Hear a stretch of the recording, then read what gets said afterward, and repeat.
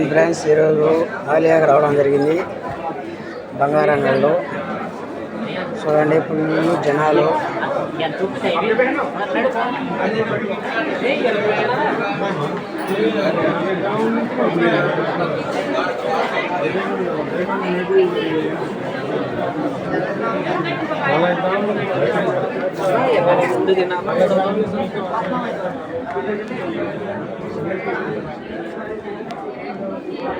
ఉంగరాలు,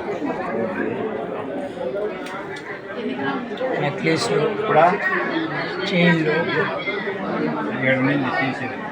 కమ్మలు,